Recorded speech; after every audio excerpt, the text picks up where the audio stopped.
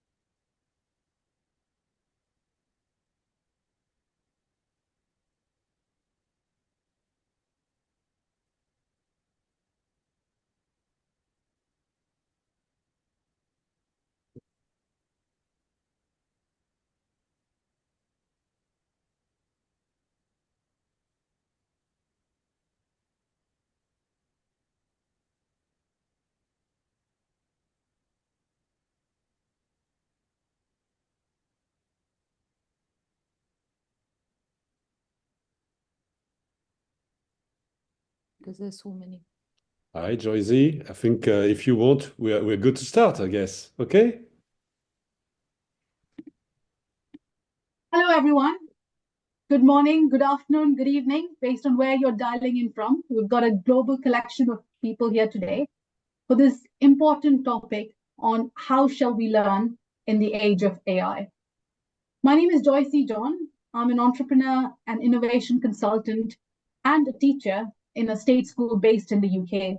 And it's my privilege and pleasure to have a very distinguished panel here today to talk about this important topic around artificial intelligence and how we should be learning, both as students, teachers, but also the education system itself. So without further ado, I'm going to introduce our very first panel, which is on the student voice. So we've got Daniel Persky from the Equality Collective and Francois Tadei from Learning Planet Institute. So this first panel is going to be chaired by Daniel, and the next panel is going to be another discussion, and I'll introduce the guests for that later. It's going to be an interactive session, so you'll have an opportunity to ask questions. So please do participate, ask your questions in the chat, and we'll take questions from the audience. And at the end, we will have a wrap up and a summary based on the two panels. So with that, I'm going to pass it on to Daniel to kickstart the youth voice. Thank you. Thank you for that intro, and thank you for introducing this session. So I have the privilege of being here with you, Francois, and I'm really excited to talk to you. And I'm sorry that Maureen wasn't able to make it today due to some medical challenges. So it's just me and you. So first off, Francois, why do you think that it is essential to involve youth and students in shaping their learning? Well, thanks, Daniel. It's a pleasure to see you again and to have the chance to discuss these important topics. I think that, we are in a world that is changing so fast that those of us that are born in the previous millennia have somewhat of a hard time imagining what you're going through and what you will be going through. And so I think that if we can listen to your voices, if we can understand your needs, understand the challenges that you face, and I think if we start to have the sort of intergenerational dialogue that we're just having together at scale, it would be much better. The Learning Planet Institute is a place that was co-designed by youth for youth. And when you will be entering the building, you will see, what difference it makes as you've been entering our community through the Learning Planet Alliance, the fellows, and maybe you would want to discuss some of this. You will see that you've seen that, giving young people the opportunity to not only express their voice, but build their projects and, show what they can do to the world, including to the elder ones, but also to the younger ones, because not everyone has the chance to have this opportunity, can contribute to promote their agency. And, that's, I think, a key word. So how do you become actor and author of your own future? Some of us were lucky to be present during the General Assembly Future Summit. And, there is several things that stuck to me, but one of them was when a young person said that she wanted to learn to be the change she wants to see in the world. Okay. So, this is something which has to happen through a dialogue. And actually 2 years before, there was a Transforming Education Summit in the UN, and the Secretary General that was receiving a youth declarations on the future of education say something that was, I think, quite important. He said there is 4 ways to interact with youth. The first is to ignore them. The second is to pretend to listen to them. And he said the UN and many other organizations have done 1 and 2 for much too long. The third is to have a dialogue, which is he was doing then and what we're trying to do today. But I think there is better than this. According to him, it's to co-construct the future together. Okay. And so I think this is very important, because if we go back to the Pact of the Future, for the first time in history, the UN and every member state has decided that from now on, there should be no decision taken that affects next generations where we've not heard the voice of the young ones. Okay. And clearly education is something that affects you. So we should be co-designing the future of learning with you. And that's some of what we're trying to do with UNESCO and with United Nations University and with hundreds of partners. And so the conversation is happening during the festival. There'll be hundreds of events this very week. This is the first one that we should be celebrating. But there is others online and in real life. Some of them will be happening in LearningPlanet Institute, for instance, others in UNESCO, and in many places across the globe.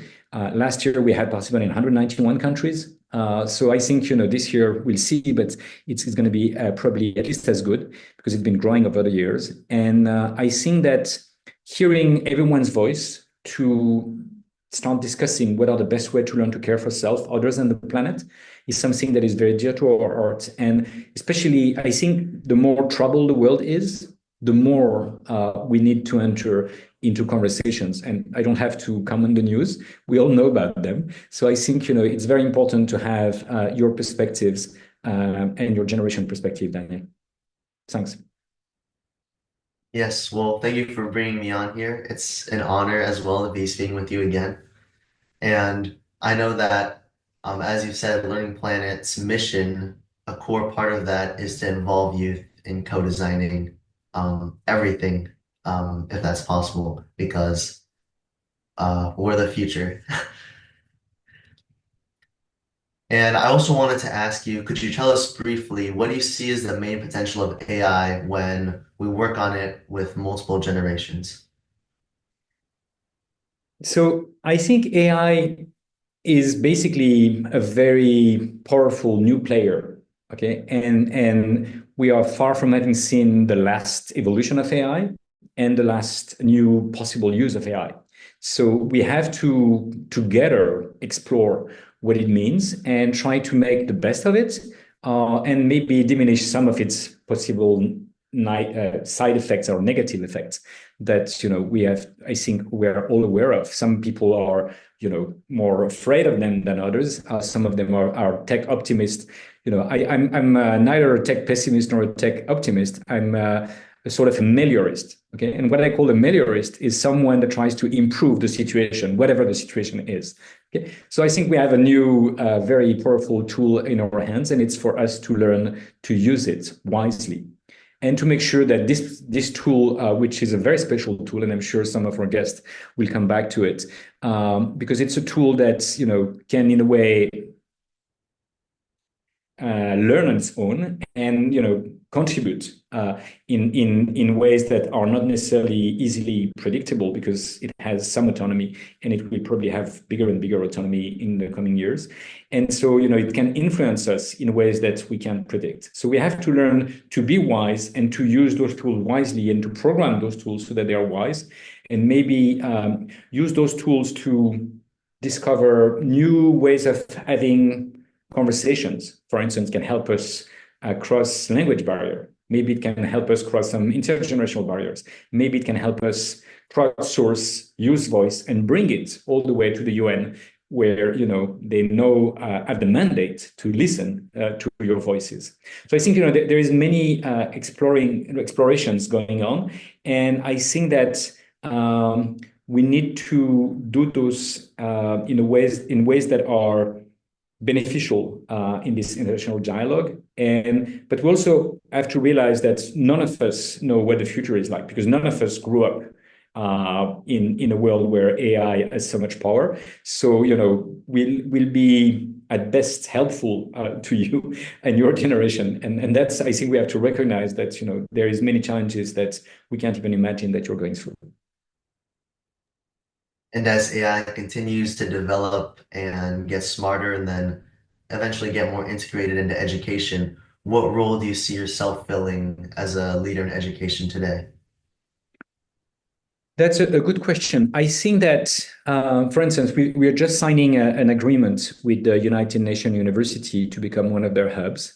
And that will give us three missions, some research, some education, and some policy recommendations and outreach. And for all of those, we are trying to converge on, how do we co-design the future of learning with use? Okay, so what's the best research to do that in meaningful way and in impactful ways and in ways that correspond to your generation needs? That's, how do you do this in terms of research? How do you train, not only the young ones, but also the elder ones to learn to co-design with use, to learn to co-design with use in this age of AI? And then, in terms of outreach, how do we make sure that, AI is not serving only those that have the resources to pay for it, but, is truly creating more inclusion rather than divide? That's a big question. And so, I think we should be very proactive. And in terms of policy recommendations, what I really believe we can contribute to do with this UNU mandate is to make sure that youth voice are heard into the circles of policy making decisions, policymakers, and when they're taking decisions. So what I mean, just to give one example of something that I'm dreaming of, is I guess many people in the room know Model UN, where different young people can simulate different ambassadors of different delegations to the UN. When they reflect on something. Okay, so imagine you reflect on, say, the future of education at UNESCO, or the future of health at WHO or something. Those recommendations that the students do in a classical Model UN context are an interesting learning experience, but it stops there.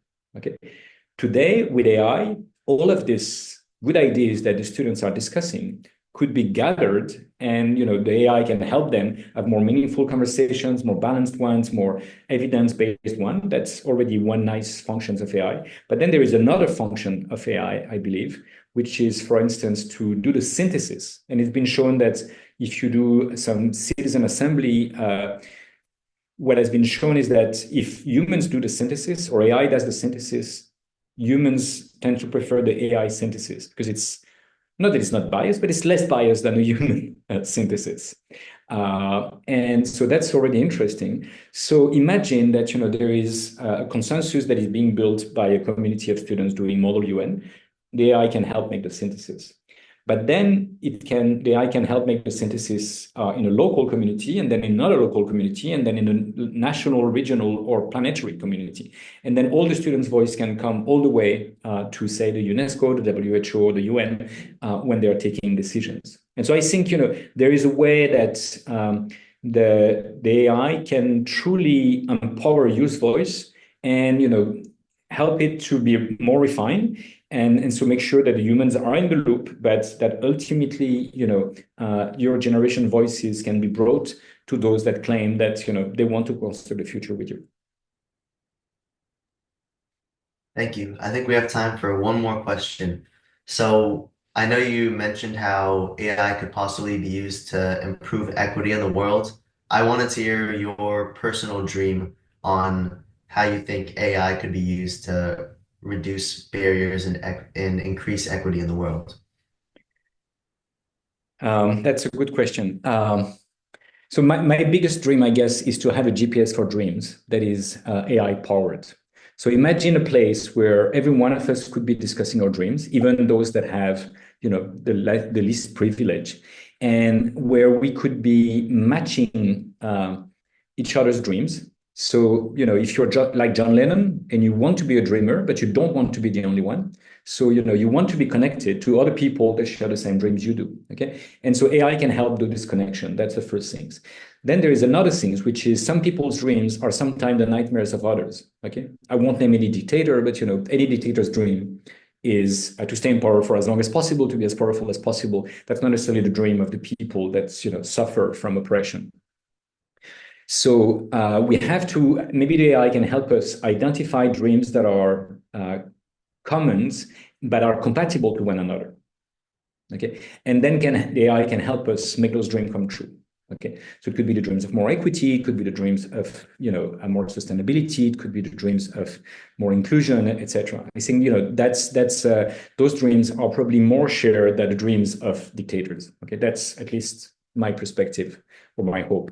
And there is another thing that future AI can help us do, which is sometimes the dream of one generation can become the nightmare of the next one. Okay, like having big cars, traveling in airplanes, across the world and so on, might lead to climate change or is leading to climate change, and that could become the nightmares of the future generations. So I think the AI can help us navigate in this possible side effect of some people's dream and try to help, because the best I think is to invite everyone to have tens of dreams, maybe hundreds of them, and then to identify those that are common and compatible with the next generation's dreams and with everyone. So that would be the best. And so if AI can lead us to that era, I'm ready to go for that opportunity. If I have to choose between this and Terminator, pretty clear that I'd rather go for this. So that's and maybe if I have one question for you, Daniel, before we give the floor to the others, it's what are your own dreams and nightmares in this AI age? Well, my main nightmare is that AI makes everything worse and broadens gaps between people who have access or resources to AI, and then it just broadens gaps between people who can't access AI or who just aren't able to. For example, like older generations who maybe don't have as many, who haven't grown up with AI. So my nightmare is that it'll widen gaps, and my dream is that it will do the opposite and help bridge intergenerational gaps, bridge gaps of opportunities, and hopefully be accessible to as many people in the world while still being sustainable. That's my dream, to use AI as a tool, keep everything human-centric, and use it as a tool to improve humanity and reduce inequality in the world. A beautiful dream. One of my hope for the future is that the AI, as it becomes ever more intelligent, would become also ever more ethical. And it's not a given, but I hope that it could, and that it has the ability. I started to reflect on this on different ways, including using AI to interrogate, ancient philosophers, because today you can do these tricks, and interrogating them about, is a true superior intelligence anything but ethical? Is it possible to be truly intelligent without becoming ethical or not? And maybe the answers of some of those philosophers and AIs is basically, at some point, if you're truly intelligent, you're going to be able to predict the future and the many possible scenarios for the future. And in some of them, you will be extinct because there is, I don't know, a solar flare or an earthquake or some climate hurricanes and whatever that can destroy even the most robust AI. And so once the AI intelligently discover its own vulnerability, it's discover its interdependence and its needs of us and other species. And then it basically can become ethical, because the more you discover your vulnerability and interdependence, the more you discover that, we are all in this together and that we have to find solutions that, works for everyone. Yeah, absolutely. I hope that AI, like you said, will become ethical, and maybe with our help, it can also think human-centrically, because we have to work together, Yeah, I even hope if it it's becomes more all ethical than those that software. are programming it, because they are not necessarily the most ethical persons on the planet. Hmm. Yeah, a lot of very important concerns for AI, but also a lot of really amazing hopes and dreams. So with that, I think I'll pass it back to Joyzy. Thank you so much for your time, Francois. It was great to talk to you My again. pleasure, Daniel.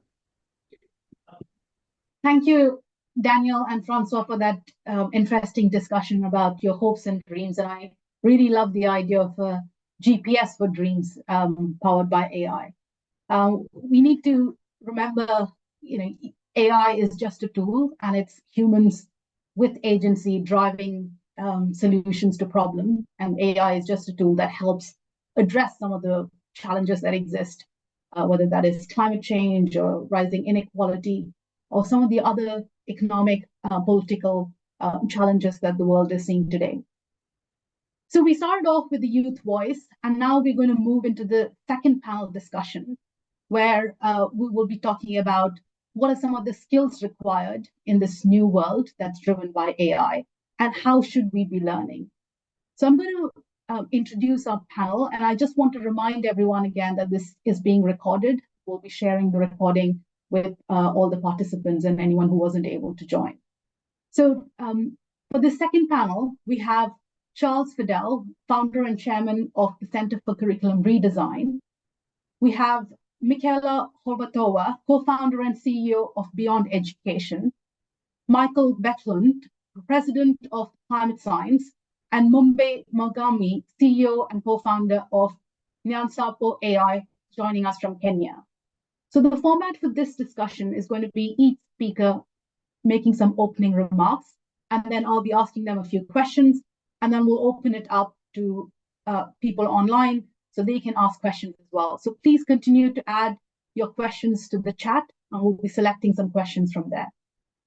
So if I can just call upon Charles to briefly introduce himself and make some opening remarks and tell us a bit more about the 4D learning model and his work in redesigning curriculum for education. Thank you, Joyce, and thank you everyone for being with us here. I love these conversations about AI. It's truly changing the world, even if it's driven sometimes by sociopaths. So let's go with first a quick summary of how technology has evolved and how humans have not so much evolved by comparison. So if you don't mind, IKEA, my first 3 slides very quickly. So let's look at just communication and computing technologies, if the product of quantity of information versus velocity of times velocity of information.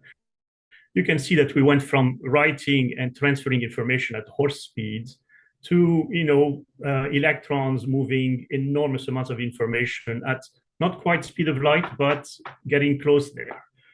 And so that's, of course, has changed us quite a bit. Next slide, please. Comparatively, computing has changed a lot slower because we went from abacus and mechanical devices to computing, and now, of course, moving into cognitive computing with AI. That's accelerating enormously, and of course, that's going to change a lot of things. Hence, this conversation. Next slide, please. In the meantime, it's not like humans have become massively wiser. We've had these bumps from the actual age to the Renaissance to the Enlightenment to the social sciences of the past 100 years. And I'm of the opinion that social networks are actually a debump or a bump in the wrong direction, given what has happened with it. And I'm happy to own this opinion.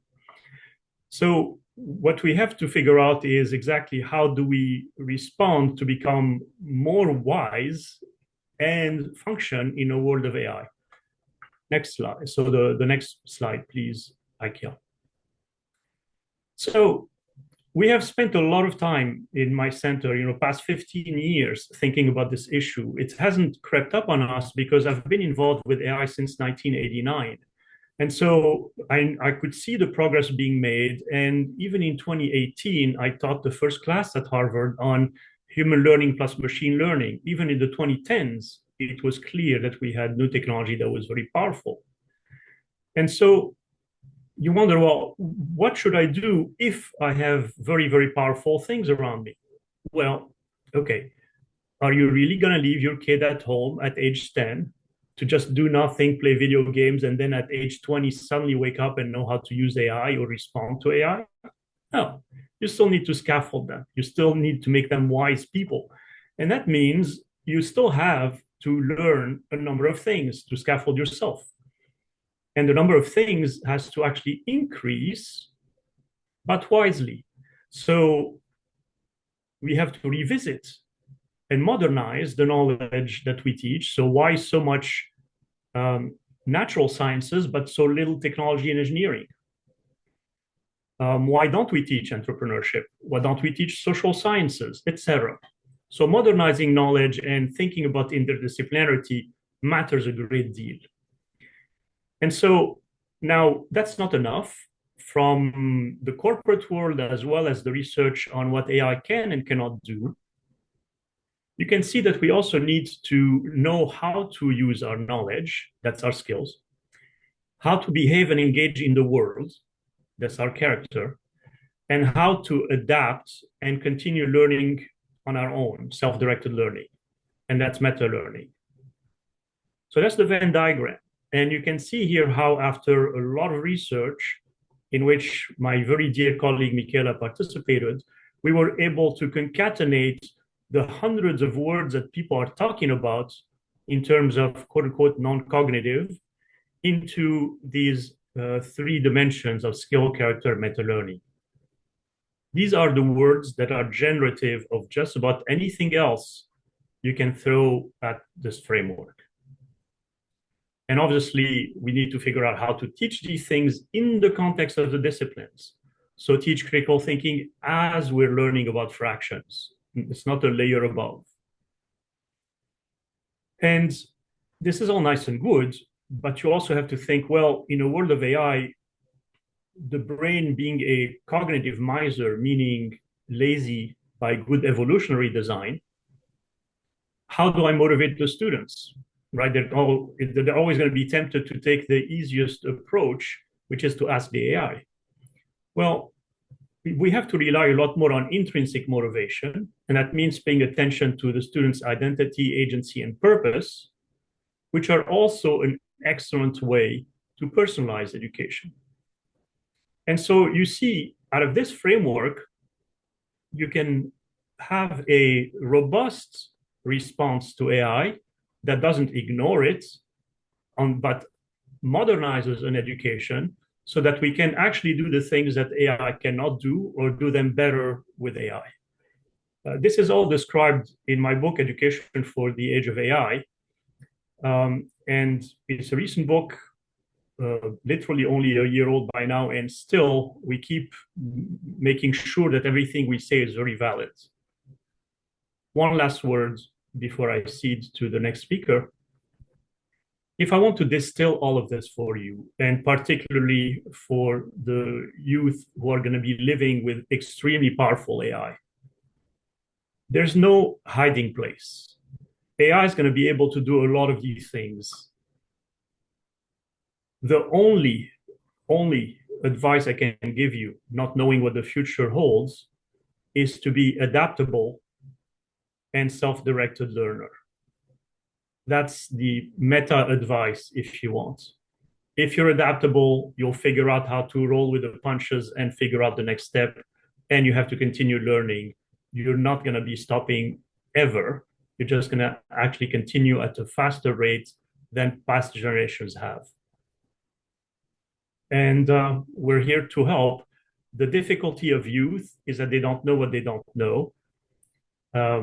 We, even as older adults, know that the future is unknowable, but at least we're trying to the best of our extent to help prepare and figure out what is needed in an education. Thank you. Thank you so much, Charles. Now, if I can ask Michaela, who brings extensive education policy and innovation experience and insights on redefining and measuring competencies for the AI era. Michaela, over to you. Sure, with pleasure. Hello, everyone, and great to be here on this super relevant topic. So I'm happy I go after Charles because I think it builds well and basically the overview of what you gave, Charles, as to what we need to learn in order to hedge against the AI. I think this is the work, as you mentioned, I was part of the research, and then for many years I was working in the education policy. I was working at the OECD and with ministries of education on different competency-based curricular reforms. And basically what I could see is that it is obviously, not surprisingly, very hard to change day to day and on the ground in the schools, right? Because there is a lot of inertia and change takes time. And so that was the reason why 4 years ago I created Beyond Education to try to impact this change of making education more relevant, but more bottom up by providing tool to schools. And so what we do at Beyond Education is basically we have a digital platform through which we developed scientifically validated assessment of those 3 dimensions. So Charles was talking about 4D model: knowledge, skills, character, and meta learning.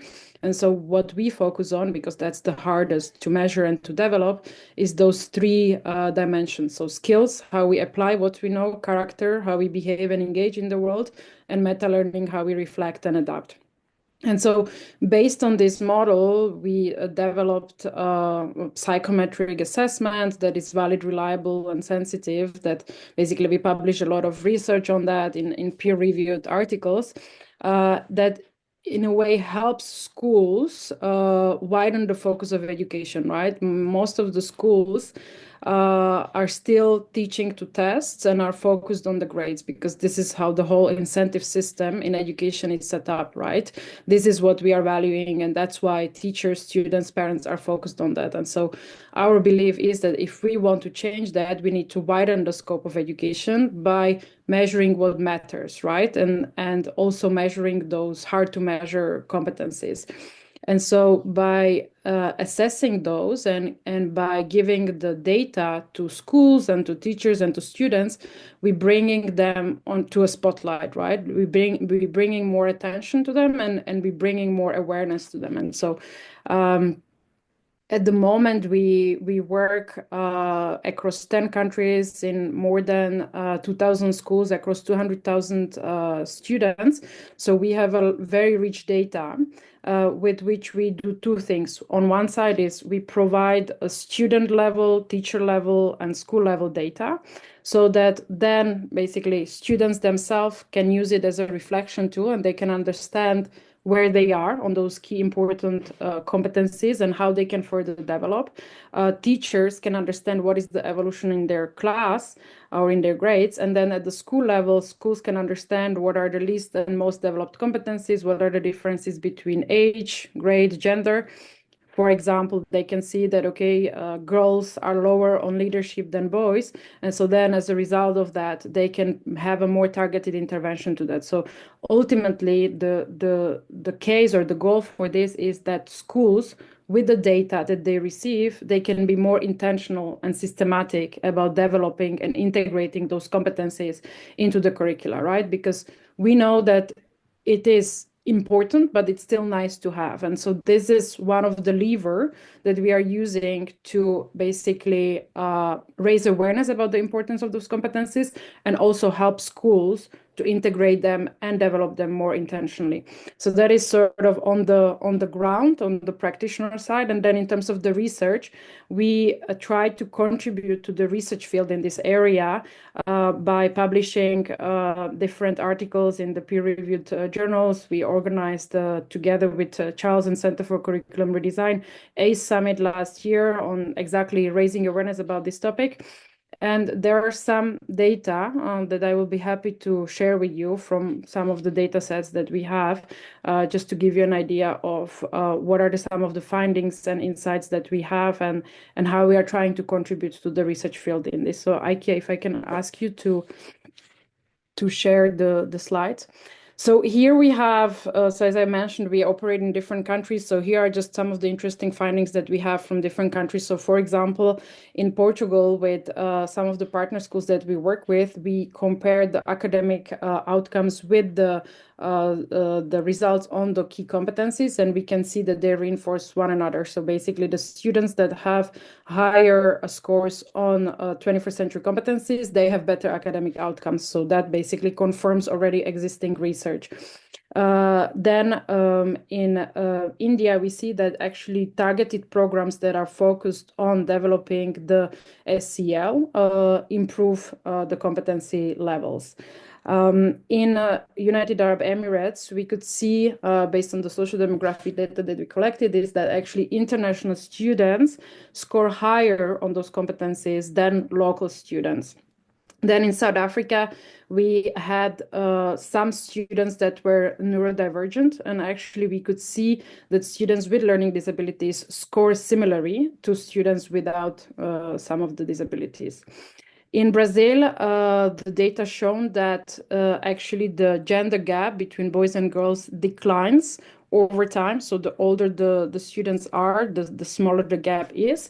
And then in the US, we're working with some of the leadership programs, and we could see that actually the students that are part of those, they have higher than average scores, which I guess it's sort of not surprising, because those students are pre-selected on some of their leadership qualities and competencies. If I can go to the next slide. Then basically this is on the left side. I was mentioning that, so we can see that actually the gender differences in the younger ages are much higher than the age differences in those competencies at the later ages. And then at the same time, we can see that the higher the level of education of parents is, the bigger or the stronger predictor it is of those levels of competencies. And on the right side, I think some of you might know that actually those competencies are interrelated. And so what we do as some of the additional analysis, we can actually see how they intercorrelate between each other, right? And so we see that, for example, resilience, higher level of resilience contributes more to growth mindset, or for example, metacognition contributes more to the growth mindset, right? So there are actually some of the competencies contributes more to development of the other ones. And this is interesting to see and share with the schools, so that again they can adjust their interventions accordingly. If we can go to the next slide, here are just some of the predictors of what are actually the strongest predictors of the levels of competencies. So one of them is the number of years of the curriculum. So the longer, obviously, the students stay in the school where they offer the SEL curriculum, the higher the competencies they have. We actually did the research with IB, some of the IB schools, and we see that the longer students are in the IB diploma or in IB program, the higher the competencies levels are. Then this I was already mentioning. So the socio-economic status of the family, of course, it's a big predictor. And I would say that within that, the strongest or the largest one is the level of education. So the parental postgraduate degree has, out of all of those predictors, the strongest influence on the levels of the competencies. If we can go to the next slide. And so this is also another view of what we were doing with some of the data from Brazil and Portugal. So we see that actually as I was mentioning, the longer the number of years students stay in the programs that offer SEL, the higher levels of the competencies acquisition they have. And this is the same, basically the same insight, just looking at it differently from the data in Portugal. So this is just some of the insights. Thank you so much, Aki. I think that's everything. These are just some of the insights that with which we try to contribute to the research field in this area, and really try to lead the conversation, so that same at the practitioner level, we can try to influence it by providing data to the school leaders, to the teachers, so that they can develop it more intentionally, and at the same time at the research level push the conversation and raise awareness about the importance of this. I think that's all from my side. Thank you so much. Thank you so much, Michaela, for sharing your insights from across different countries and showing how these critical capabilities can be developed in all learners. As more and more AI takes over lots of tasks, I think building some of these capabilities, metacognition skills, creativity, critical thinking, collaboration, communication skills, these will become more and more important. So to show how this can be done and what are some predictors and what are some driving factors, it's very, very valuable. So thank you for that. I'm going to ask Mumbai to just share her insights and what she's seeing in terms of building educational equity and some of the perspectives on addressing unequal access in education and what potentially AI could do in terms of addressing some of the challenges there. All right. Thank you so much, Joyce, for that. For quick introduction, my name is Mumbe Mwangange. I'm from Kenya, and I'm the co-founder of Nyansapo AI, which is an edtech startup focused on transforming the education landscape in sub-Saharan Africa, whereby we have a big, hairy goal of being able to improve the foundational literacy and numeracy competencies for 2 million children by 2030. That's quite an ambitious goal. And when you look at it, is imagine a scenario whereby you're stuck in a class whereby the blackboard displays a series of numbers you don't understand, and the teacher is speaking in a language which is foreign to you. Unfortunately, that is a reality for over 200 million children in sub-Saharan Africa, whereby data from UNICEF shows that 9 out of 10 children cannot be able to read, despite the fact that they've gone to school for over 4 years. And when you look at educational inequality, for example, here in Kenya, you find that some classes even have a teacher-to-student ratio of 70:1, which is very unrealistic to be able to not only introduce foundational literacy and numeracy, but also ensure that the children are able to understand the different competencies and lessons introduced in other classes. So how Nyansapo AI is solving this is that we are developing tools to empower teachers, schools, and government to address these particular challenges. And one of our flagship projects has been building the Nyansapo teaching, which is which uses generative AI and data-driven insights to, first of all, conduct automated assessments for literacy and numeracy, in the sense that you find, because of these bigger numbers, is that teachers can take up to 3 days to be able to understand, have insights on how children performed in different classes. And we ensure that a teacher can reduce 2 hours of assessments to 5 minutes of assessments, which ensures that teachers are able to do what they do best, that is support children to learn. Additionally, we also provide teachers with dynamic grouping as the students are advancing to higher levels of learning, is that the teacher can be able to see the high-performing children, depending on the rubric, is that they can be given maybe different activities to focus on based on what they learned. But the children at the lower competencies, maybe the teacher can model the classes which they might have introduced previously, ensuring that the children are able to catch up. And that's the third level, is our tool provides real-time feedback for teachers and students on actionable reports for teachers. And when you're looking at the question which we have today, that's AI, and especially in the field of education equity, is that we have a very good chance of leveraging AI to provide personalized learning. Because when you think about it, if a teacher has 70 students in one particular class and they need to understand, and we also realize that when you look at it extensively, which is out of the education sector to even the policy sector, because like in many countries, let's say like mine, is that education is a public good, and many children actually go to public schools compared to private schools. And you find that probably right now we are having reduction of investments in education because of austerity measures. And when you're looking at it, is that AI provides a good way for teachers to be able to provide personalized learning in the increasing classrooms, because you also know that our population is increasing. And also at the second point, I will think about scalability, because when you look at it, is we've had a lot of interventions which have been done, not only in Kenya, but many other developing countries. For example, we have different ones, for example, teaching at the right level, which have been very impactful, where children are assessed and then they are taken through fun games and activities, and then they are assessed again in literacy and numeracy. But when you look at the way those interventions are done from a paper-based perspective, is you find that they are very ineffective. The program managers do not have exact data.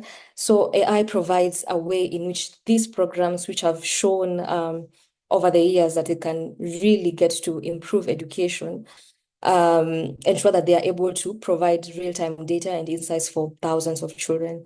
And another way to think about it is top of our priority this year is ensuring that our platform is available offline. Because in as much as we are talking about AI, in many developing countries, even access to internet, access to electricity, even access to laptops is a distant dream for many children. So we are looking at how best can we be able to use resources which are already available. For example, in Kenya, we've had the government provide laptops and tablets in most of the public schools. So right now, one thing we are working on is ensuring that we have offline functionality that ensures that the students in remote and underserved communities benefit as much as other students in urban schools or other countries. So that's my take on education inequality. Thank you.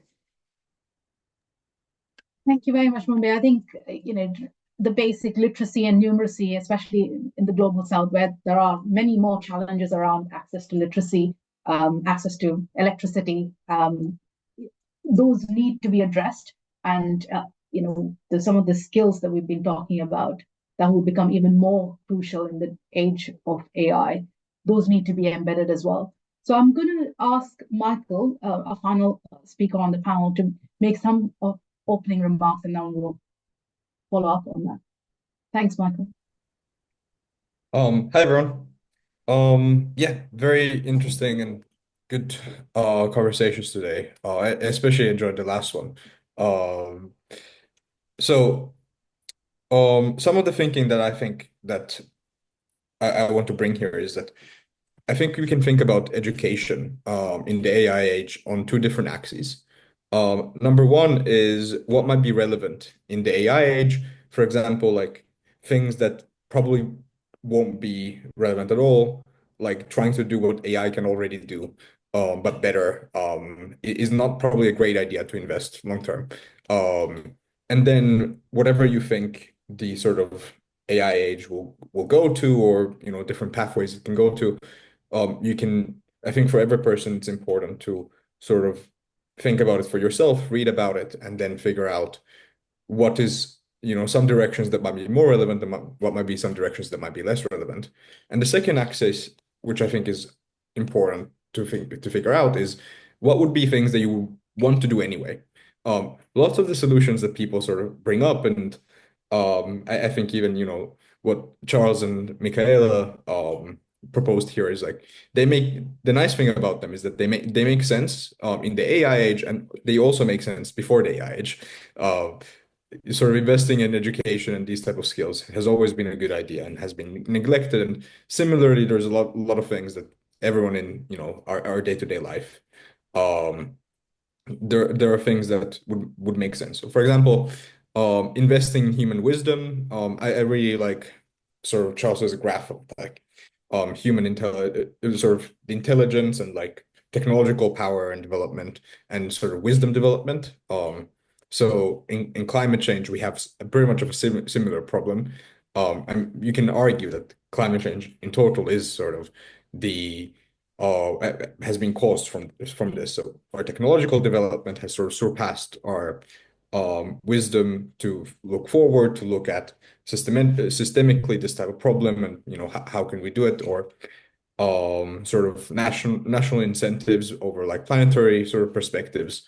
So investing in human wisdom, investing in these type of things would make sense in both scenarios. So these are just some type of axes that can help to be adjustable.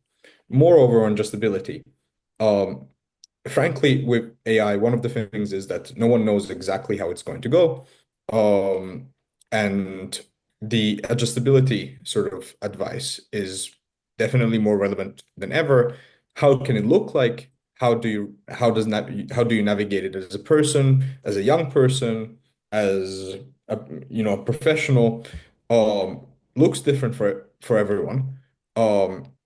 I'm going to comment on this, what to tell students, or what I would have wished, sort of that would have been my education. For context, my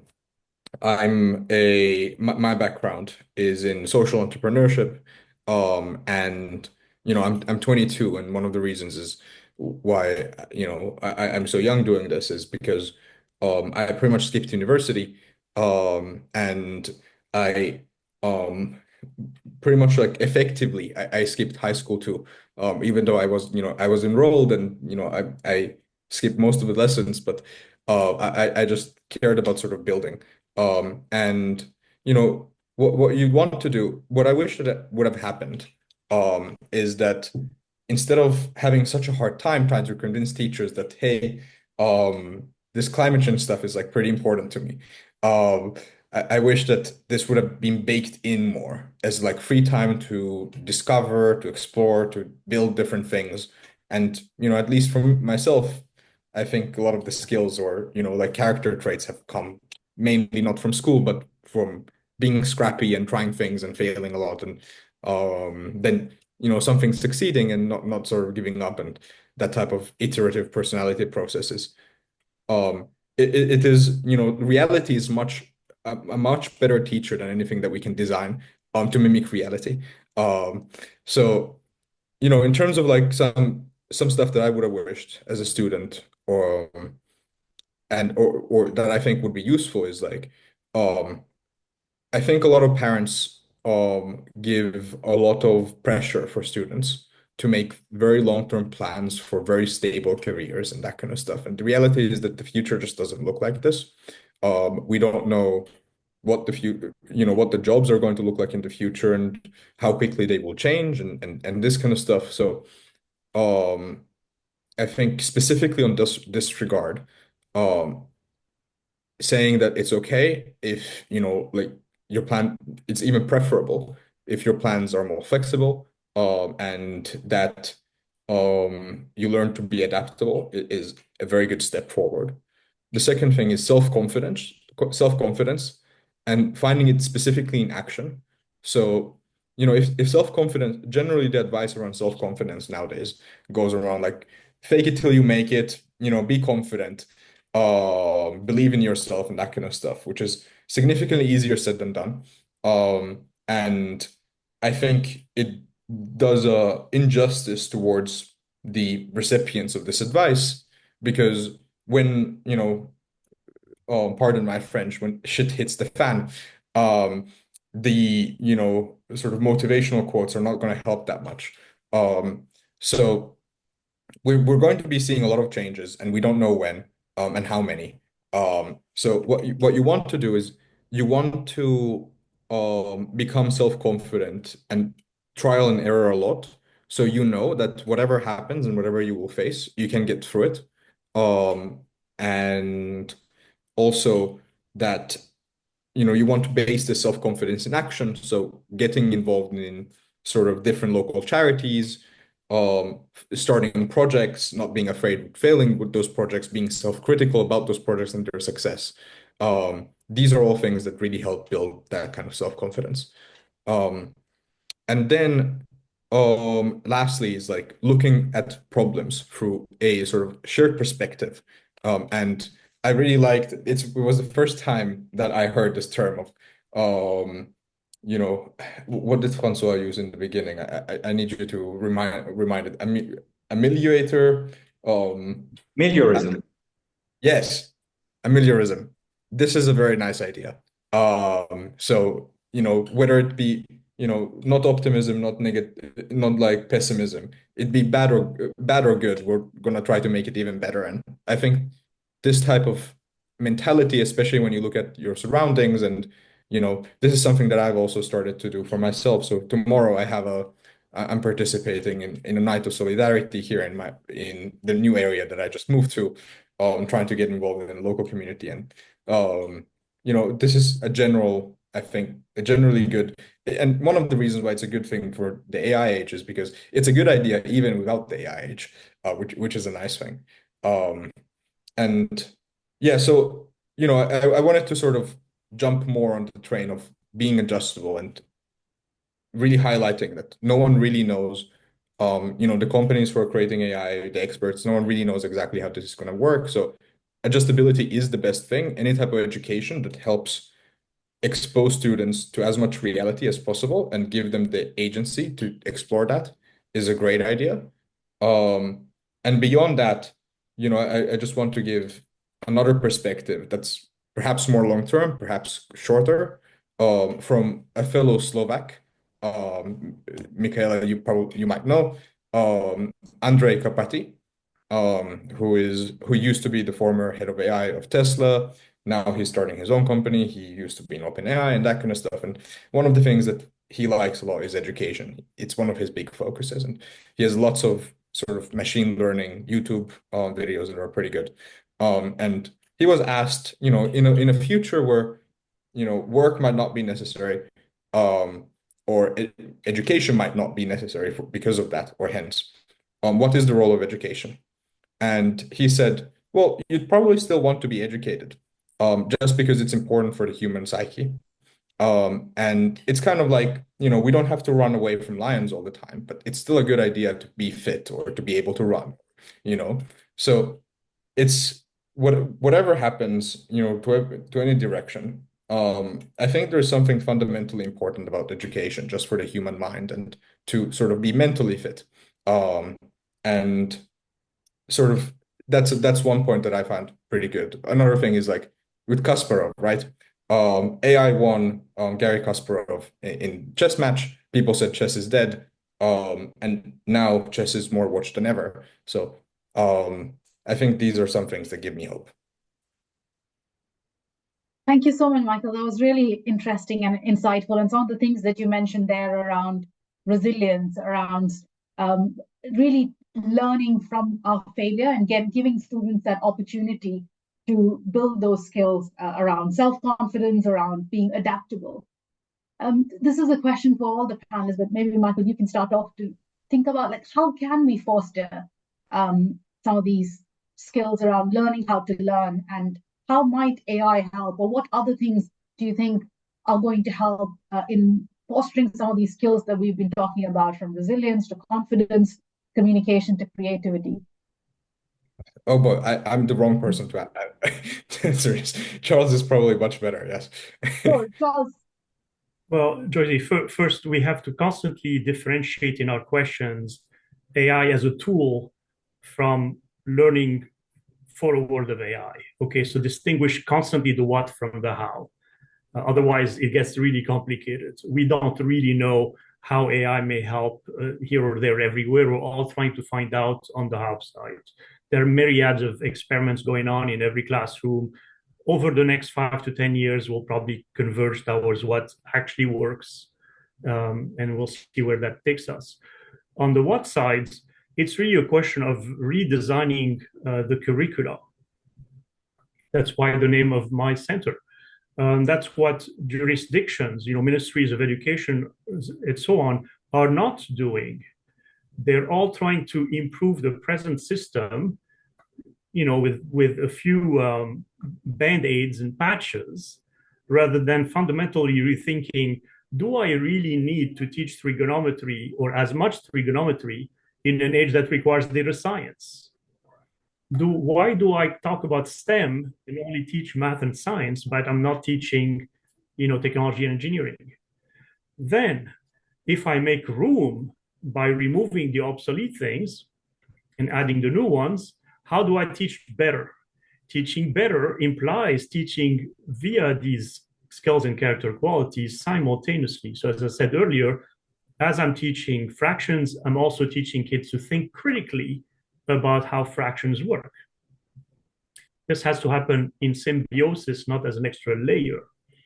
And finally, the conversation about real world versus simulated world.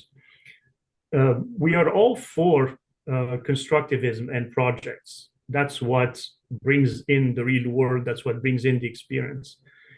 But at the same time, one has to recognize that pedagogically, projects are also very time inefficient. And I know it's very fashionable to not like traditional classroom teaching, but keep in mind, when we're trying to synthesize 3,500 years of human evolution and knowledge in 12. So there's a right blend between application in the real world, 30%, and learning what's behind it, 70%. That's roughly the right ratio. And I will not have to explain how we got there. But that's the distinction between motivation, stickiness, real world application versus time efficiency.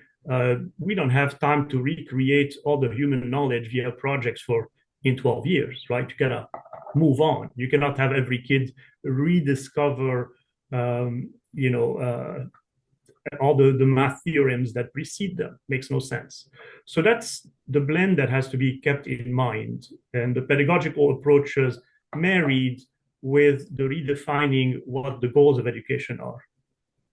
And finally, the reason why this is not happening is, in spite of efforts of my center and Michaela's and so on, education refuses to consider these skills and character qualities and so on as critical.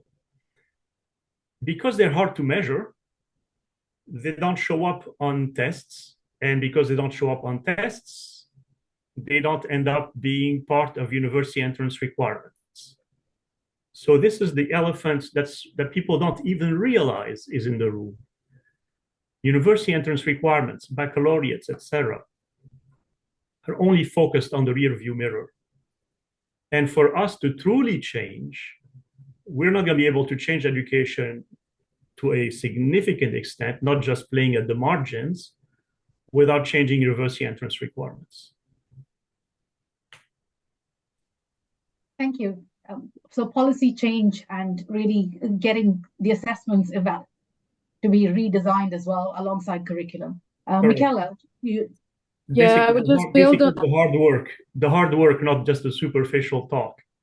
Yeah, I would just build on what Charles said. From my experience when I was working on some education reforms, it's really a systemic change, right? And if you want to accomplish this change, you need to work in all of these areas that Charles was mentioning and align them all, right? Because sometimes some of the systems or schools can just work on the curriculum, but they actually left out the pedagogy and teachers out, and they don't align the assessment. So it really needs to be, all of these need to converge together, right? So you need to redesign the curriculum, as Charles said. You need to reduce the fat and a lot of the irrelevant information that is there. You need to reduce so that you have time and space to integrate the competencies. Then there really needs to be intentional and rigorous work with the teachers, because if they don't know what those competencies are and how to model them, they cannot really teach and develop them in the students, right? It just becomes really abstract, and it stays abstract, right? So they really need to sort of the awareness raising and the change management in the minds of teachers needs to happen so that they can actually implement it, and they are the key, really, so that they can implement it on day-to-day on the ground with the students. And then lastly, the assessment piece. So these three, for me, are really the key that needs to be aligned if we want to have the change that we need to see. Thank you. Michael? Yeah, so wanted to echo on Charles's point. Yeah, so I'm not suggesting only projects. Actually, as part of the doing the project thing myself, I learned quite recently that I've been missing out a lot of like economy of time just by the stubbornness and this type of fashionable sort of rebel mindset of youth. Um, so, like I completely agree with this. I think those two things go very much hand in hand. I think making space more for reality together with this economy of time makes a lot of sense, and this is what needs to be done.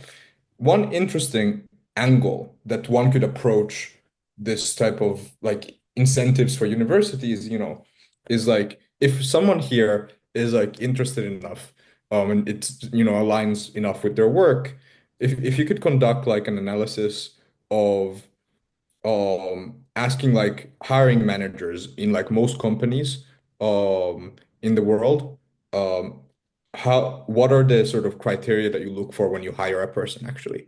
um I bet that most people that unanimously, like mostly everyone will say that, well, we look at these educational requirements, but the thing that really makes a difference is the character and the personality, or whether like they think really critically in this type of job, or whether they take initiative and this kind of stuff.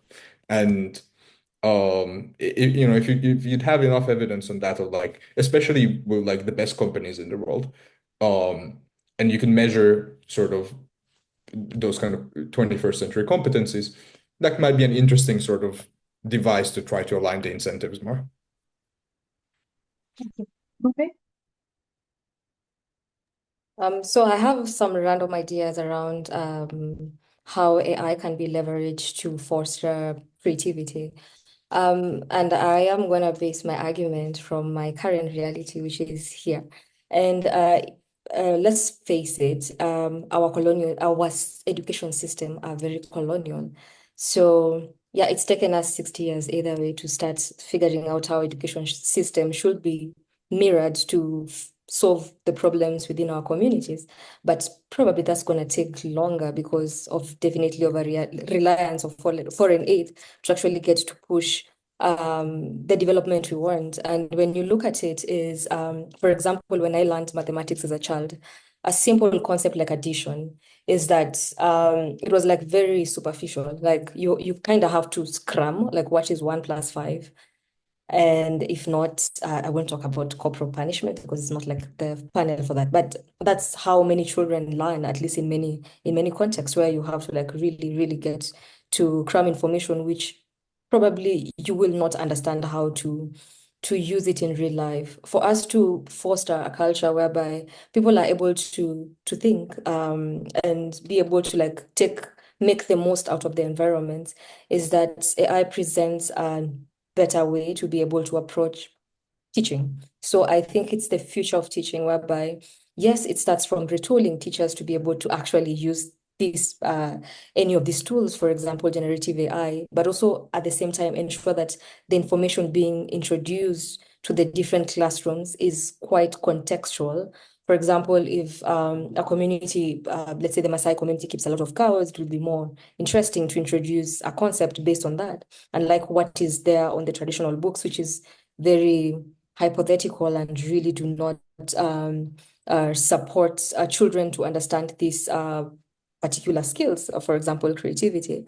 And I will also want to point out that we are especially like in the Eastern African context, is that we're making a lot of progress in the sense that most of the governments, at least on paper, have adopted a competency-based curriculum, whereby children are grouped according to their competencies, where if a child performs lowly, it's below expectations, and if they perform highly in a particular task, it's above expectations. And this also ensures that teachers are able to incorporate different things which were not looked at before, at least like 3 years ago, like how the things like observations in terms of getting to grade children on how they're performing in class.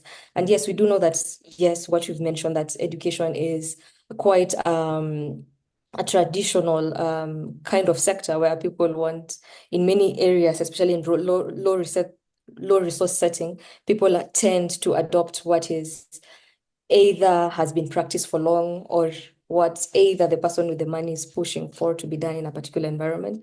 But I think that AI really gives us a chance to to be able to like think about it and ensure that we are able to scale initiatives to ensure that more children have access to education.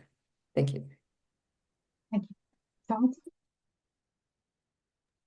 Thank you. To comment on what I've heard, so Mumbai is completely right that whatever you present has to be contextualized, right? I mean, you do not talk about, I don't know, the Eiffel Tower in Kenya. It has no relevance. You have to use local examples that resonate with people.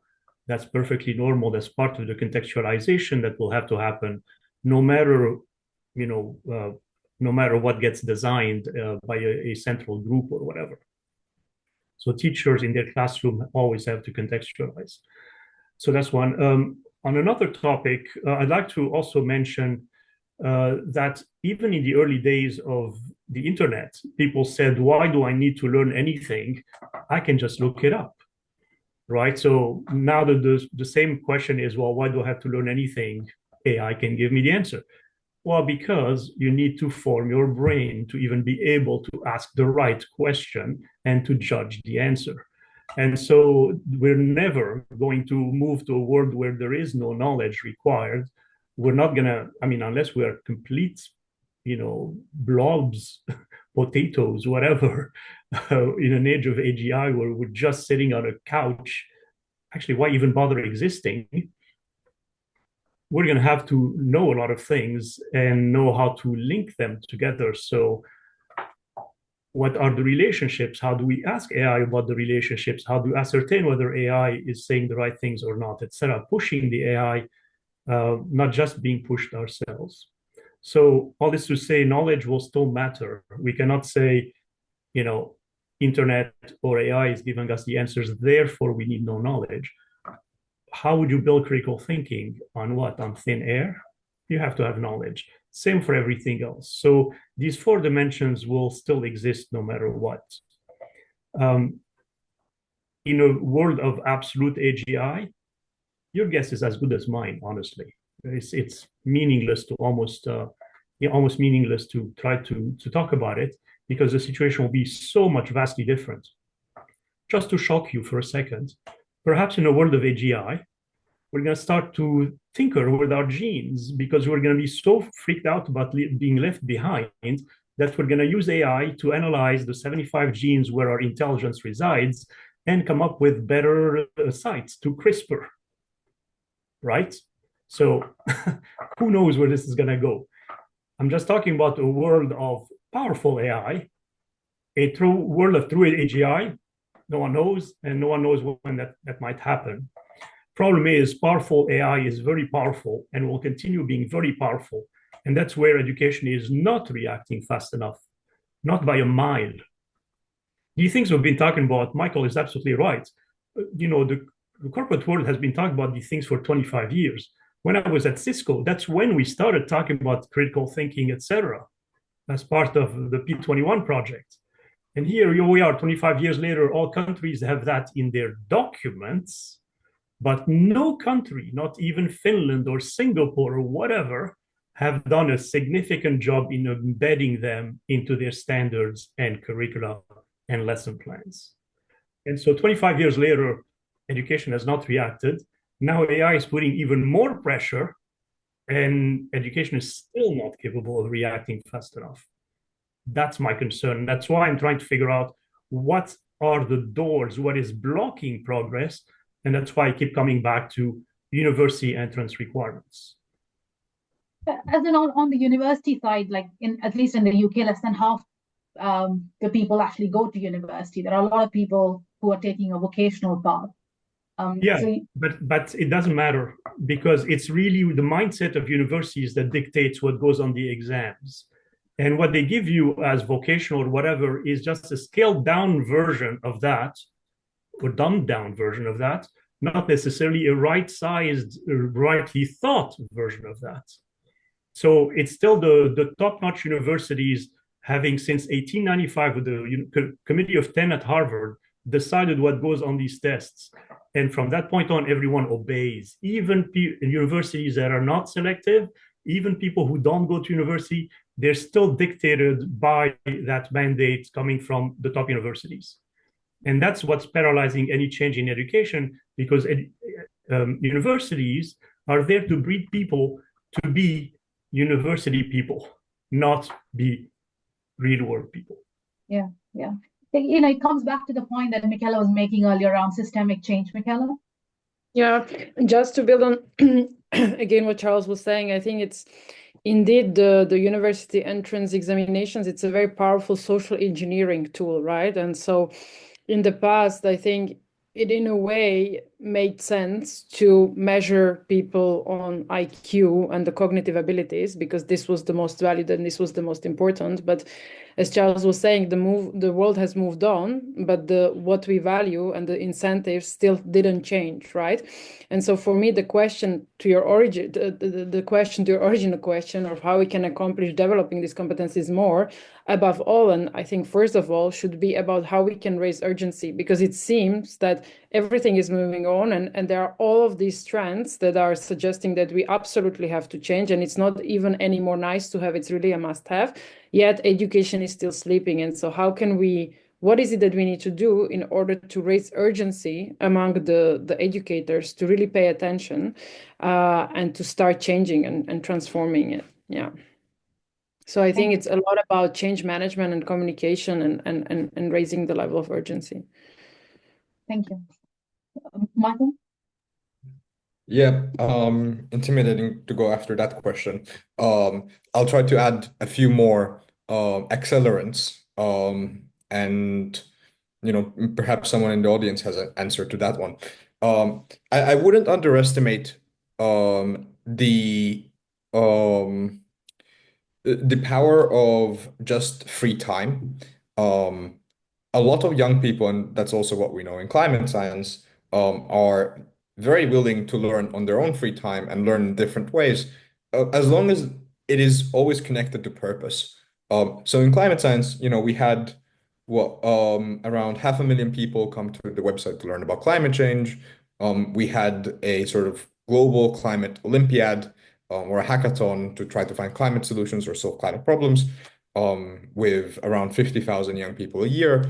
And all of them did them despite the class schedules and academic entrance exams and that kind of stuff. And people have quite a lot of free time, and so do young people. So one thing, tying this type of adjustability and this type of urgency to learn these and to develop these kind of 21st competency skills and character skills and such, and to this adjustability and to the age of AI, and talking about it more, you could really get a lot of young people, learn about this on their free time, demand it on their teachers locally, which wouldn't solve the problem. It doesn't change the incentives, but it does add an accelerant to it. And in the worst case scenario, at least it prepares some people to be more adjustable, as long as it's tied to meaning and to the age of AI. The second sort of interesting thing is, which I had in mind, but I seem to have forgotten. So I'm going to pass the mic back. Well, that's fine. Thanks, Michael. Francois. Oh, actually, no. Now I remember. It had to do something with Francois. So the face helped me remember. To throw a bone. Well, one other accelerant is to sort of, if you encourage people to learn about these type of things and these character traits under the guise of adjustability in the age of AI, you can get quite a lot of young people sort of, I think, signed up to that. And if you do that, perhaps you can get these young people to demand something better from, their governments or their schools and that kind of stuff. So you can, use that momentum and this movement to sort of co-design the future of learning with youth, which is, I suppose, like the mission that we're trying to do here in LPI. And, to throw a bone to Francois, perhaps for the LPI entrance exams, there should be like 21st competency skills assessment. And, perhaps that's the first university to try to start to change the entrance exams. So, that might be interesting. Thank you, Francois. Thanks, Michael. Yes, that's a good idea. And that's, more or less what we do now. We don't ask for grades. We ask for, what have you done? And, why was it meaningful, and what it is that you would want to do with us that you couldn't do elsewhere.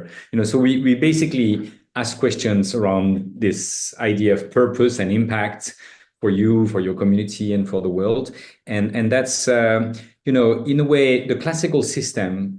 Going back to the conservatism for a minute, there is a quote that I like that Vicky Colbert, who is a lead educator in the world, got many awards, likes to quote. It basically says, for the last 100 years, we've tried to change education. And for the last 30 years, we really tried hard, but we failed. And that quote is from 1630.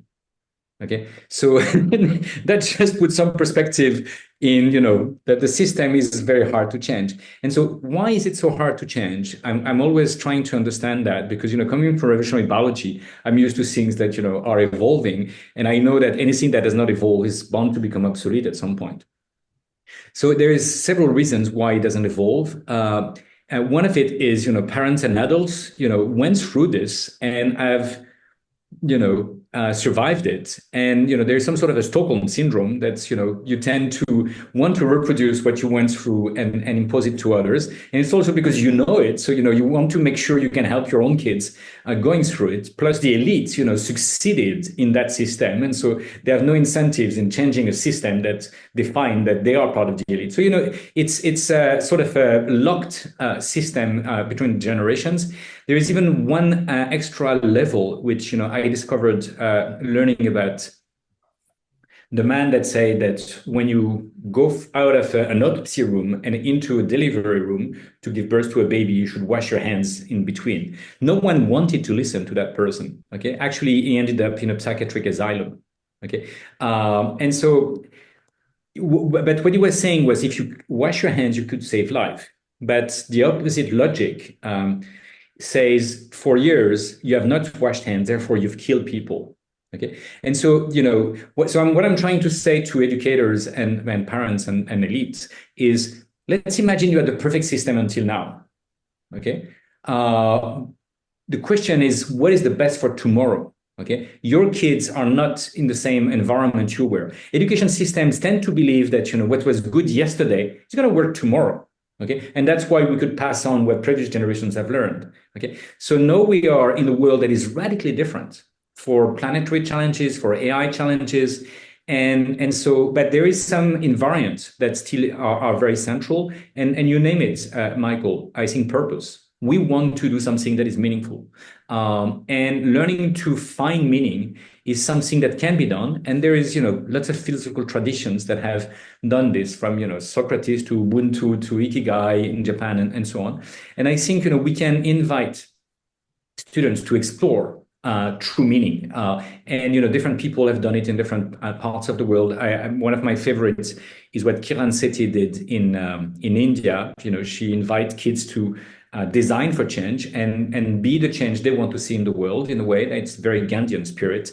And she invites them to feel the concerns, to imagine a solution to the problems that is the most relevant to them, and then do something about it and share what they've done. So this Fit for Kids is a nice way, and there's many ways to scale this. We've also developed even an AI to help students find their ikigai, so that they can find something that is meaningful to them, impactful, that they love to do, that they can learn how to do, and that they can find resources for, and that's meaningful and impactful for their community and the world. So I think all these things are resonating a lot, and I think that we have to shift the dominant paradigm from the classics, which basically said compete on yesterday's knowledge as best as you can.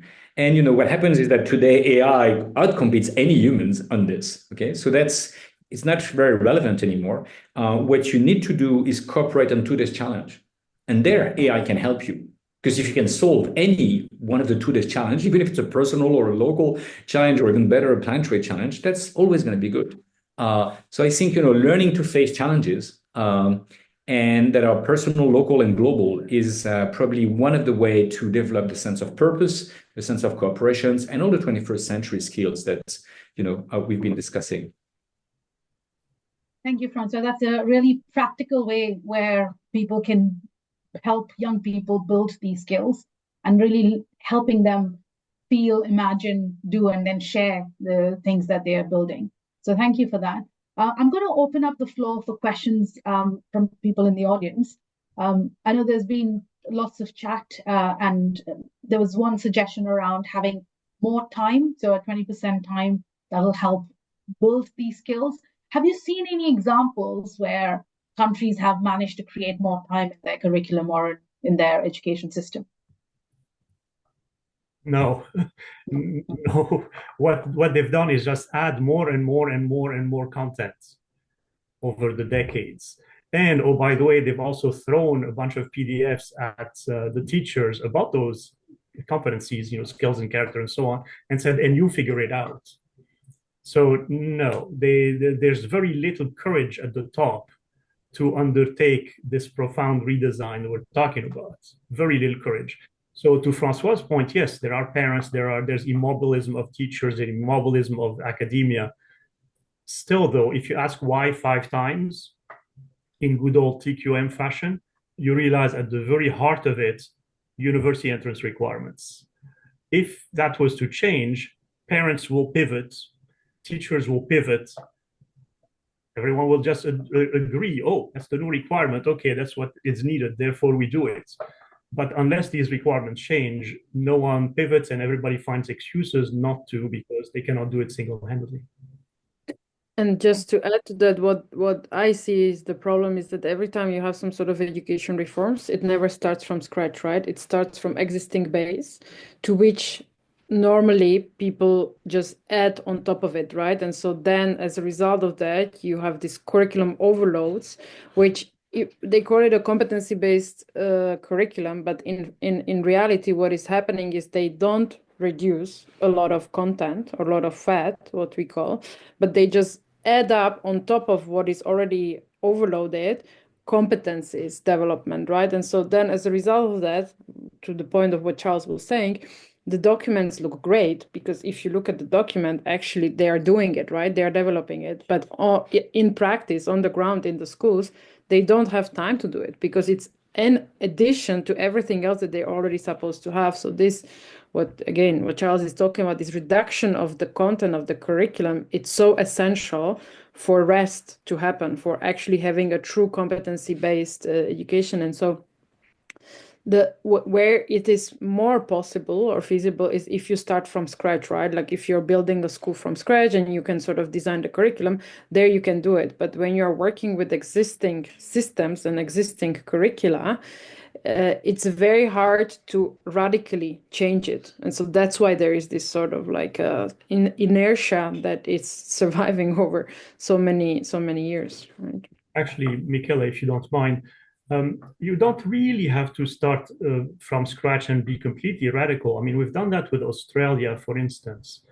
You can be ambitiously incremental, and I insist on ambitiously incremental, because systems cannot change fast enough. So yes, if you have the latitude to create something like you are doing from scratch, that's wonderful.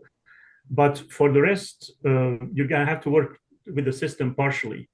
And so what I found is that when you work with these systems, the pushback comes from the very same academics who created the standards in the first place. No mathematician wants to remove anything, they want to keep adding. No historian wants to remove anything, they want to keep adding. And so it takes, in the way we've done it, we add users of a discipline, not just the academics of the discipline, to the conversation. And then the users are there to say, wait a second, I don't need, arcsecant and arctangent. Give me a break. I do need sine, cosine. Yes, that's great. And so the users of the disciplines are the ones who can counterbalance the extreme theoretical mindset of the academics. And that's how we are making those changes. But you make that change and it goes to a country or a state. And of course, the state rejects it because the teachers are not used to the new content. And so unless they have the political courage to impose it, nothing happens. Back to square one. And so that's the push version. That's why I'm trying to figure out the pull version where we change the university entrance requirements, because then people pivot and obey rather than having to push through a political system, which, by the way, if I may add, changes every 2 to 4 years, constantly slams back the reforms. Everybody comes up with their own reform. Everybody thinks that what was done before is junk. It's just ego and politicians trying to show something quick. And what can you show that's quick? Screens. Look, everybody has a screen. Oh, you cannot even see mine, but that's cool. Here we can. So as long as you can buy screens for the students, parents feel, oh, you've done something. Anyway, I'm being very sarcastic here, but for a reason. No, thank you. I'm going to ask people in the audience if they want to ask a question please just raise your hand, or Derry has been trying here. Maybe you're raising your hands. Hi, Can I Derry. come in? Hi. Yeah. Okay. Yes, there are examples around the world. What's happening now in my country, in England, we have a review of the curriculum and assessment taking place. And what's happening is exactly what Charles said. The different subject academic organisations are all fighting for more time. It's only a few cranks and crazy people like me who are saying, no, we need to make space and time for the kids to make their own. Michael said that kids have a lot of free time. That's not my experience in England. If there is any space, like at weekends, we fill it with junk homework, busy learning, like we've never seen it before. One of the interesting things is after lockdown, quite a lot of kids realized, or their parents realized, that the curriculum was boring, didn't develop agency or autonomy, and more kids are just refusing to go to school. Now, I don't know what you think about that as a possibility, a kind of large-scale school strike, because again, in my country, a lot of young people were very influenced by Greta Thunberg in Sweden and her protest about emissions. And they formed a group here called Teach the Future, which is actually becoming very professional, run by kids of school age, researching, for example, how many teachers are capable of teaching climate change. And in my teachers' union newspaper, teachers have been complaining, hey, the kids know more than we do about these issues. Okay, well, for God's sake, why don't you listen to the kids then? And my proposal is we could do it tomorrow. It would cost very, very little, but it would change relationships between adults and young people in school. Let's have 20% of time, 1 day a week, or the equivalent, that is built around the interests, concerns, passions of the kids. It would not cost really anything very much at all, but I think it could be a game changer. I just mentioned those 2 examples of where this is actually happening. The Schule im Aufbruch movement has got about 300 schools in Germany that dedicates Fridays to the interests and concerns of the young people. In California, you have the 20 Time movement, which is doing something very, very much similar, and is producing a kind of body of research and expertise in how to do this. So what do you think, folks? 20% allocated to the interests and concerns of the young people. Those interests and concerns, for many of them, would revolve around climate science issues, I'm quite sure. Thank you. Thank you very much, Derry. Charles? I love what Derry said. I've been also privy to what's going on in England, and I'm just as disappointed because the person who's been put in charge is very traditional and therefore chooses very traditional people to work with, and back to square one. I'm all in favor of the 20% idea, except that, of course, every system is going to push back saying, what? We have all sorts of other things to teach you for your SATs, your baccalaureate, your Abitur, your whatever. And so I don't know how they manage with that without the 20% being day 6 rather than day 5. And honestly, in our framework, we're trying to make sure that by the time they get to high school, it's more like 50%, never mind 20%. By I fully understand where you're starting from, saying, hey, at least 20%. So, that's certainly a low-hanging fruit kind of way, and it may work in some places some of the time. And I hope it does. I'm just trying to make it work in all the places all the time, and that's the harder Sisyphean rock to push. I should say for me, 20% is just a start. Mumbai, you wanted to react? Oh yeah, but I don't know much about UK, so yeah, so that's really nice and very interesting. But I wanted to come back to my context, very biased, and I also wanted to talk more about points which were raised earlier by Charles and Michaela, something to do with like how best we are able to adopt competency-based curriculum. But let me provide a context in the sense that right now, at least in Kenya and many other East African countries, yes, we are having competency-based curriculum, which is really good. You are really emphasizing on creativity and all of that with little to no use of tech as a caveat. But anyway, it's being done in class. But what has happened is we might need more research to understand it. But this is based on my own observation, whereby let's look at it. Many families live below the poverty line. So investment in education is somewhat secondary. Maybe getting food is either way through the Maslow law of needs. That's like the most basic thing they want to do. So you find like education, yes, it's not like, it's really important for many households, but also not quite. So you find that right now when the things have changed, at least in Kenya, whereby if you ask a parent how their child performed, though I did hate the old curriculum where children were based or were positioned based on their grades, and it was really merit-based, is that they really don't understand how their children are performing. So it's an expectation that not because there is no like the usual test we used to have, then the children might perform well. So right now, when we are doing our assessments in schools, we are finding that we have a growing number of students who cannot read because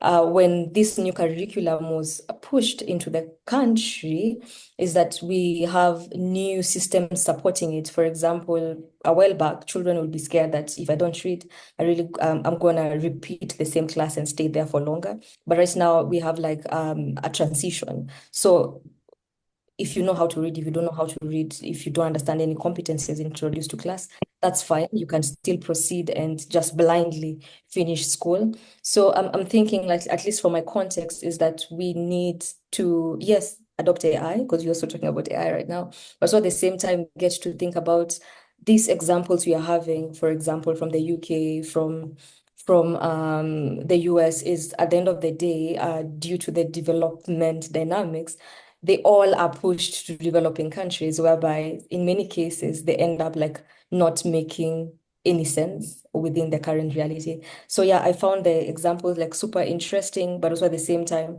concerned that if they started there, probably they're gonna be pushed here because of development factors, and probably they are going to continue messing up our education curriculum. So that's what I wanted to point out. Thank you. Just Charles and then Francois responding. Francois first. Thanks, Charles. Just to go back to the 20% ID, I think what we need to do is to create what I like to call evolving fruitful frames of freedom. So, you need a frame because, we have laws and walls and even nature has laws and so on. So you need the frame, and then within those frames, you have to maximize freedoms. Okay. So, and then you can evolve the frame. Do you have 20% or 10% or 1%? The more freedom you have, the better it is from my perspective, because it increases the likelihood that you do something fruitful to you and to your community. But we have to start somewhere. And so, for instance, some people say, I've noticed that the amount that can be learned in an hour time decreases progressively with the passing of the time. So if you reduce class hour by, say, 5 or 10%, you don't diminish much the learning. But if you free 10% each hour, then at the end of the day, you have free time. And at the end of the week and the month and the year, you can then basically re-inject those times to recreate new frames of freedom, where basically these proposals of inviting the students to be co-designer can work. And then the more fruitful it is, the more you can convince that maybe we could expand those times. So those are a way to hack existing systems that I think are worth thinking about. And I think there is also a lot of after schools program. There's lots of summer schools and so on. And, all those spaces of freedom should be explored. And if you can show that within those spaces of freedom, you do something very fruitful, then it's easier to convince that, you can maybe create freedom within the places that is the most framed, which is the curricula and so on. So I think, we have to be pragmatic with this. And I just wanted to highlight this, not to despair that, either we change everything or nothing. I think we do explore, all of us, the frames of freedom that we identify around us. And, even a teacher in a classroom can has some degrees of freedom. Even a kids in a classical school has some degrees of freedom. You can create a club maybe after hours or something, or during lunch break or something like this. I think it's worth thinking about these ideas in a very dynamical way. And I think because AI is here, and that's part of the context, suddenly it opens new degrees of freedom, because suddenly you can learn things that you couldn't learn because they were not part of your curricula, or they were not part of what your teachers knew and everything. So I think this is really, I think, liberating if you start thinking about this. And so if you're building up your agency and trying to reframe these spaces of freedom and evolve them, I think you can do much better.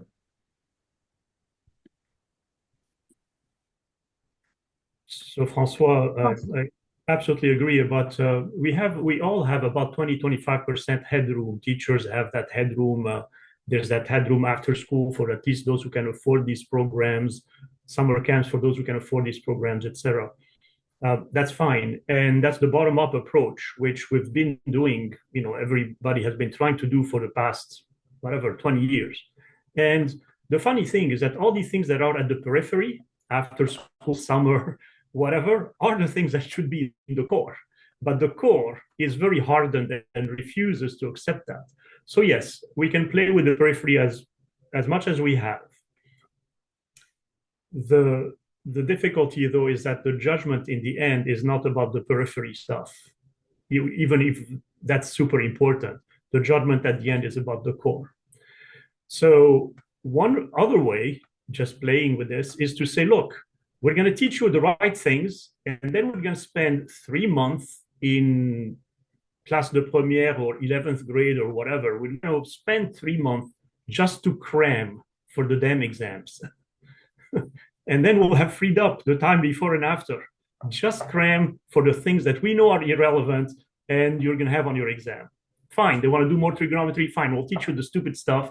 Make sure you forget it the next day. Oh yeah, we don't have to bother. We know you will forget the next day.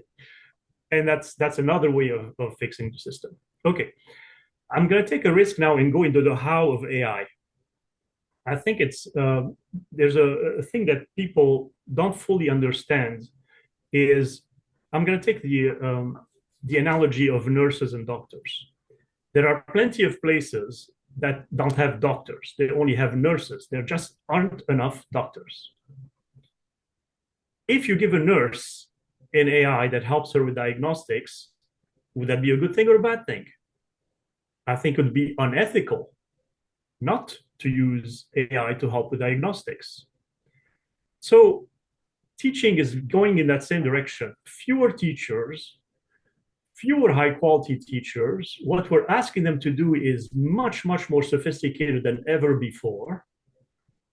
And they have to deal with a class of 30 kids, if not more.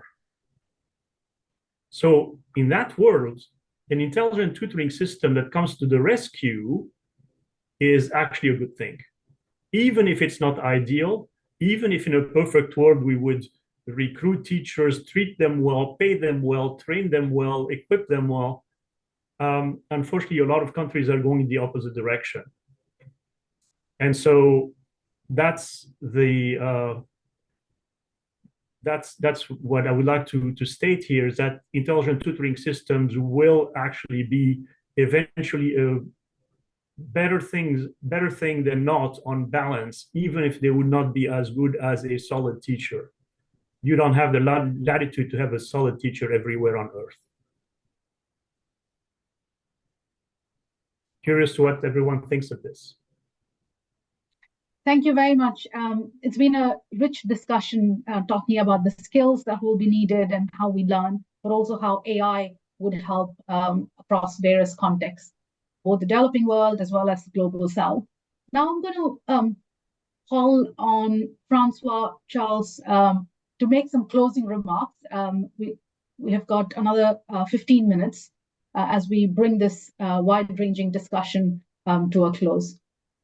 So starting with Francois, do you want to kick off the closing remarks? I'm very bad at closing remarks. I prefer to open doors and dreams. But no, I think it was very rich, and clearly there is ever a growing need that more and more people start to see. And there is even more stress within education systems and beyond in our societies. And when you see the growing anxiety that that creates on youth, because they have this sorts of contradictory demands on their time to do their homework, but they see it's not relevant to the real world, and so on. It's there is a crisis that is growing, and I think it's more, the world is more ready for this than before. This sort of conversation shows it, and there is people all over the world that are ever more aligned on this. The question is, how do we create the momentum and the proof of concept here and there, and how do we learn from each other to accelerate these changes? And that's, to some extent, what we're trying to do within the LearningPlanet Alliance, and the LearningPlanet Festival is the moment to celebrate the best way to learn to care for self, others, and the planet. Have these sorts of conversations, spread the word, and try to advocate for these things. But I think that we need to even scale this further. And what I do hope is that AI can help us, because AI can help. It's quite interesting. If you ask for advice on how to transform education in the age of AI to AI itself, you basically get this, because it's what should be done. It's so logical. Basically a machine that has read everything knows that this is what should be tried. So I think we can probably construct a movement with the next intergenerational movement for these changes. And even companies sees the needs, societies, and it's tough. But I think I'm more optimistic than to some extent. The worst crisis is the world in, which is unfortunately the case. The more impetus there is for some radical change. At least that's the way I understand some of the fact that, for instance, we're being asked to write reports on for these sorts of things by national and international organizations. And so I think if we can go beyond writing reports, but, truly building the real change, we can make a difference. But, I like to be a dreamer, as I said before. So thanks. Thanks, Francois. But you're not the only one, of course, Francois. So look, a few things. I like the thought of kids rebelling and actually not showing up for school. It is happening. They're voting with their feet, and people are not recognizing that. There's saying that they're not, whatever, fill in the blank, they're not obedient enough or whatever, but they know that the system is not geared towards them. It's very much like when you go to a hospital. I don't know how many of you have spent a night in a hospital and have been awakened by nurses every 2 hours. That's not patient-centric. That's ridiculous, right, Irmin? It's not patient-centric to be awakened every 2 hours, but that's the medical system for you. Education does its own share of stupid things like that. It's meant for the propagation of itself, even if it makes no sense. So I like the idea of kids trying to say that, but they're confused. They don't know how to express themselves at that age, except by simply not showing up. I'm going to make the analogy to what's happening with demography in Asian countries. Hear me out. So in China, in Japan, in Korea, there's a significant drop in natality. And women are basically voting by not having babies. They're voting by saying, look, pals, I've gotten all this education. I have a job.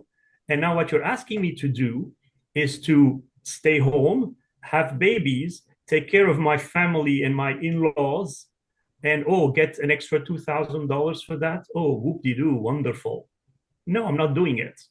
And so the old guys who are in power there cannot even understand that's what they're saying. They think that, oh, well, if we give them $5,000, perhaps they'll do it. No, it's not a question of money. And so we have that same situation here. The kids are saying, no, it's not a question of obedience. It's a question of relevance of what you're asking. But the people in power don't even understand that's what they're asking. So do I want to be optimistic about it? Well, only if we use more of an engineered approach rather than an evolutionary approach. Evolution takes a long time, and you're not sure it's going to converge at the right time. We don't have an infinite amount of time here. That's why we're trying to engineer that change, and engineering that change is exactly that, trying to figure out the levers to push. And of course, I'm going to sound like a broken record, which is an expression dating back to the days of vinyls, which most of you have not known. And with a vinyl, the needle would skip and come back, and that's why you would repeat yourself all over again. That's what it is, university entrance requirements. In the meantime, all of us can do everything we can bottom up, and we have to. And the system also have to change top down with the right re-engineering. And so that's what some of us are trying to do. Thank you. Thank you very much, Charles. It's been an amazing discussion. We had the youth voice, we had global experts in education, edtech entrepreneurs, people influencing policy, as well as practice on the ground. For me, the three key takeaways were, one is we need to co-design with youth. They need to be at the center of this conversation. It was fantastic to have Daniel here and Michael talk about some of the things that they've been seeing and their perspective on this. The second key learning or key takeaway for me was we need to create more time and space rather than having this mad rush for faster, more efficient, doing more and more and more. We need to create some space and time within the curriculum. And whether it is within the classroom or outside of the classroom, having an opportunity to experiment, to learn, to fail, and to learn from that experience and build the confidence, the resilience, the communication skills that young people need in a world driven by AI. And the point that Derry made around having the 20% time for young people to explore things based on their interest, and that links back to the point around agency and autonomy within the system. And then the final point is really around adopting AI. So it's not just about continuing to do things in a traditional way, but reimagining how we can measure some of these skills, how we can help support character and motivation. And AI could play a powerful role in both contexts where there are adequate resources, but also in contexts where there are limited resources, where AI could play the role of an intelligent tutor or supporting the teacher to enhance her practice or his practice, and providing an immersive learning experience for young people. So there are many ways that AI can help, but more than that, I think it's about helping young people learn how to learn and to truly adapt to a changing world. So far in education, it's all been about how do we ensure that we can prepare learners for a new world? How do we make sure that we are giving them more and more information, more and more knowledge? But as Charles was just saying, it's about not just the information or the knowledge, it's about how do we help them adapt to a new world, no matter what happens. So it's not just preparing them for everything, but it's preparing them for anything that happens and having the skill where they are learning how to learn and truly not just thinking about themselves, but also others and the planet. So on that note, in terms of the 3 key takeaways and having such a wide-ranging discussion, it's been such a pleasure to chair this discussion and to have all of you join in on the conversation. I'm going to just make a request to fill out the feedback form. The link is in the chat. So please take a few minutes to fill out the form. Once again, just wanted to say a big thank you to everyone who's joined us and for a wide-ranging discussion. Thank you, everyone. Thank you all. Thanks. Thanks. Thank you. Bye. Everyone. Thank you so much. Charles has now raised his hand. I think it's good.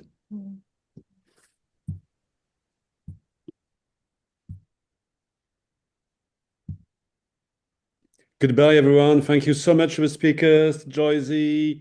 Thank you to all the participants. It's been great seeing you here. And thank you, Aikia. Thanks. Okay, and